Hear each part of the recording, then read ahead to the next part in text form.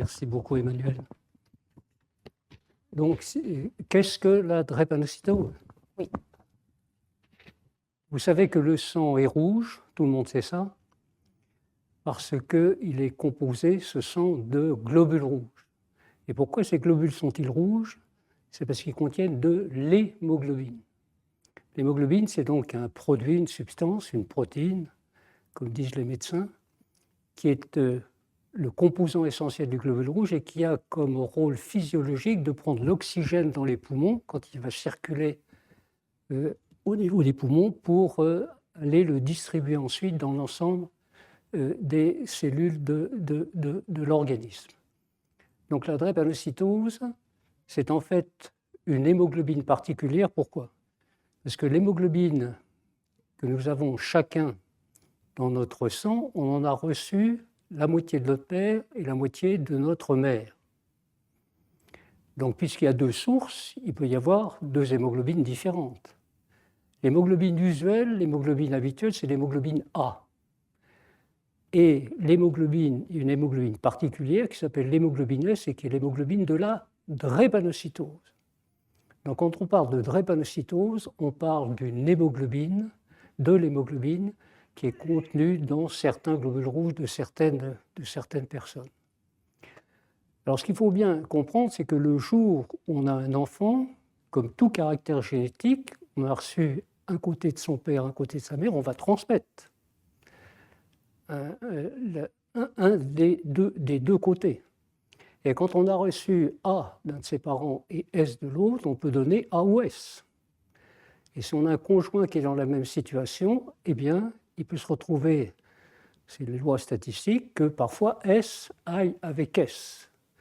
Et ça différencie tout de suite deux catégories de drépanocytose qui sont très différentes l'une de l'autre.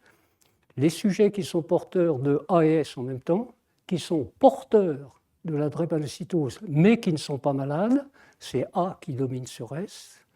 Et donc, quand on est à S, on ne le sait pas, sauf si on fait un examen pour le savoir.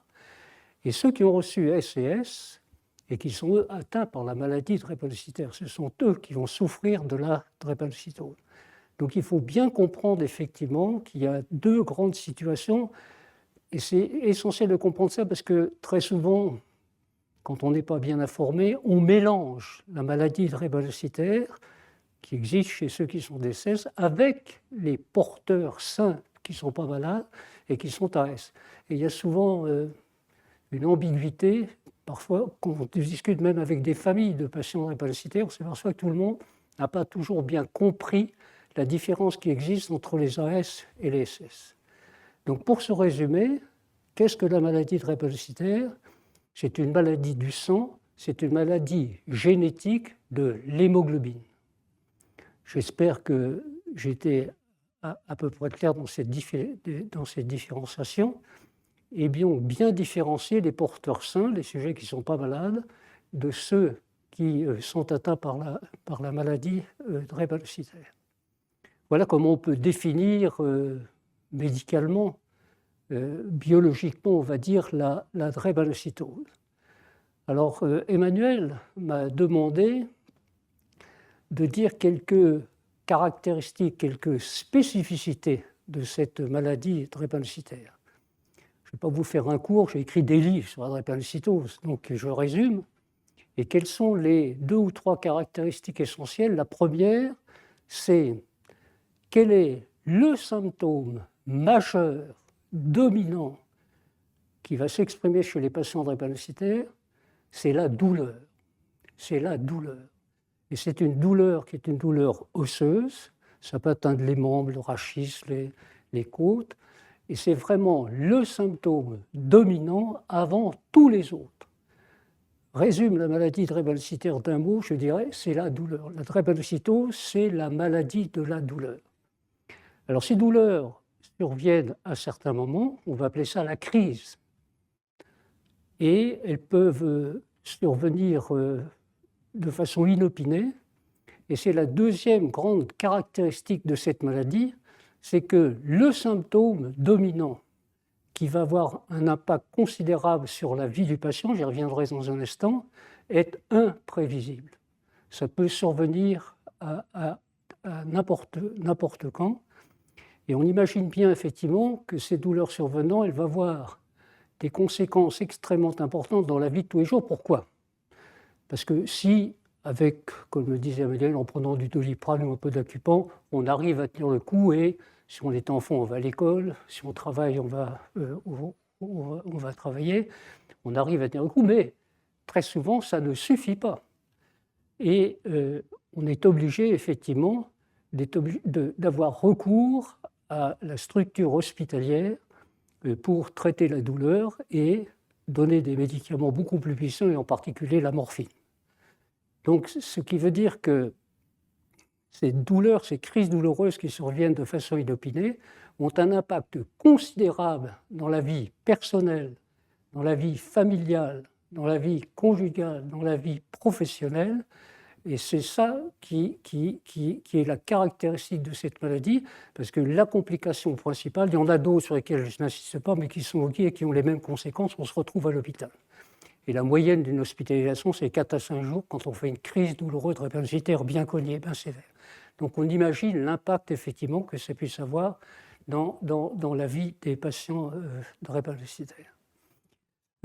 Voilà deux spécificités. Un, la douleur qui domine dans la vie des patients drépanocytaires. Et deuxièmement, le caractère imprévisible avec toutes les conséquences que ça a dans les différents secteurs de notre vie de tous les jours. Enfants, l'école et adultes, le métier, la profession, le travail. Alors maintenant, comment s'appelle-t-elle? Emmanuel m'a dit, ce serait bien que vous disiez un mot sur la méconnaissance de cette maladie. Effectivement, cette maladie n'est pas aussi bien connue que d'autres affections.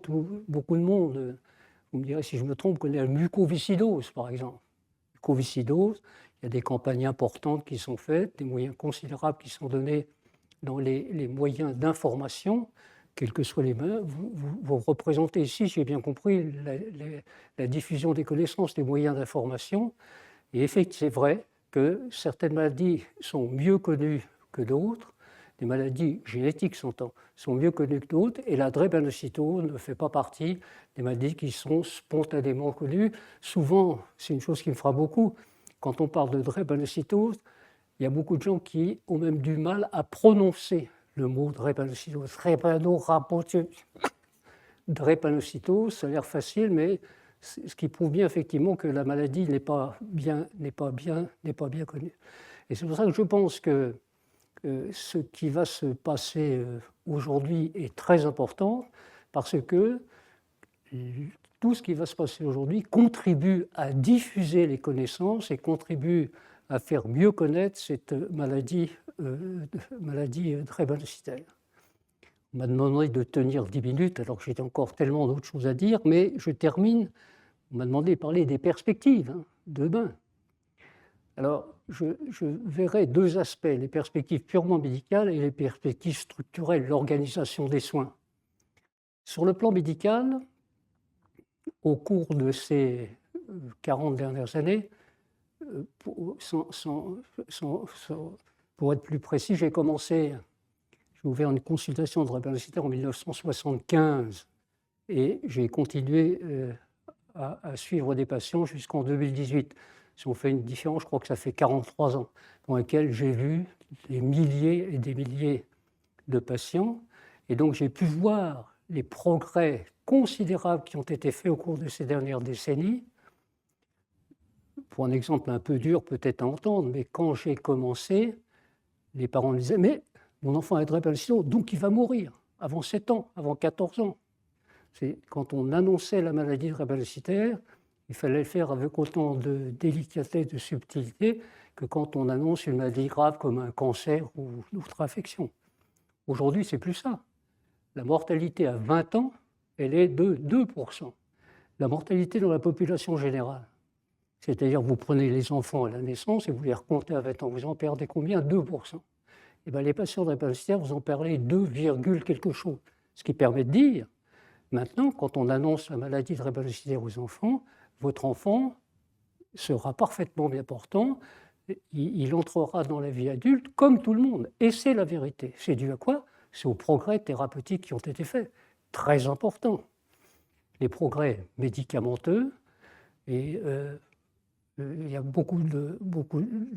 j'ai connu l'époque où on ne mettait pas les enfants drépanocytaires sous auracilline. On s'interrogeait pour savoir si on devait mettre les malades drépanocytaires sous auracilline. Maintenant, c'est très courant. Grâce au dépistage néonatal, il y a d'autres molécules qui sont apparues, comme les molécules qu'on utilise contre la douleur. On a évoqué 2 médicaments tout à l'heure, mais il y en a bien d'autres. Donc c'est mieux utiliser ces médicaments et ça transforme complètement la vie des patients au jour le jour.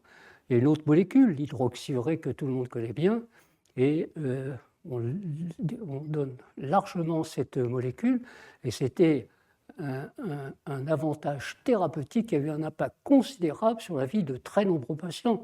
Beaucoup de patients m'ont dit « Docteur, dans ma vie, il y a eu avant et après l'hydroxyurée ». Et ce n'était pas du tout la même chose. Donc c'était des progrès. Il y a d'autres molécules, le voxelotor en ce moment, dont on cherche les indications exactes, mais donc ça progresse régulièrement. Et je n'ai pris que l'aspect médicamenteux. Il y a bien d'autres aspects sur lesquels on pourra revenir dans la discussion. Donc disons que du point de vue des traitements purement médicamenteux, il y a des progrès réguliers qui ont été faits, des progrès considérables et qui ont changé véritablement la vie des malades. Alors il y a l'aspect structurel. Il a fallu beaucoup de temps pour comprendre effectivement qu'un patient drépanocytaire, quand il est diagnostiqué, devait être confié à une consultation spécialisée qui va être la base de la prise en charge de la drépanocytose. Un patient drépanocytaire doit être affecté à une consultation de pédiatrie, d'hématologie, de médecine interne pour les adultes. Et la base de la prise en charge, c'est des rendez-vous réguliers pour ajuster les traitements et pour les patients adultes aujourd'hui, dépister tôt des complications pour éviter que ça devienne des drames. Donc, ces consultations ont été diffusées à l'ensemble de notre pays et on a identifié dans les grandes villes, dans les régions, on a identifié des centres de compétences et des centres de référence, c'est-à-dire des structures où il y a des équipes médicales compétentes pour prendre en charge cette maladie et dont le rôle est aussi de diffuser les connaissances purement médicales pour faire en sorte que le pays soit couvert par un réseau de compétences et que les patients puissent avoir accès à ces consultations. Et ça, c'est un point qui est tout à fait important.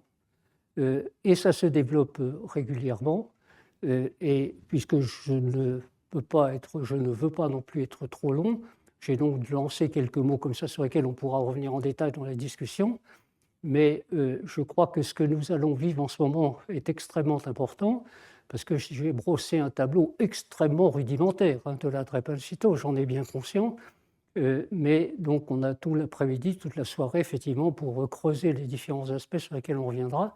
Et je félicite Emmanuel, effectivement, d'avoir suscité une réunion dont l'objectif, quel est notre objectif aujourd'hui? Diffuser les connaissances sur la maladie drépanocytaire et faire mieux connaître cette maladie à l'ensemble de la population. Je terminerai peut-être sur l'aspect suivant.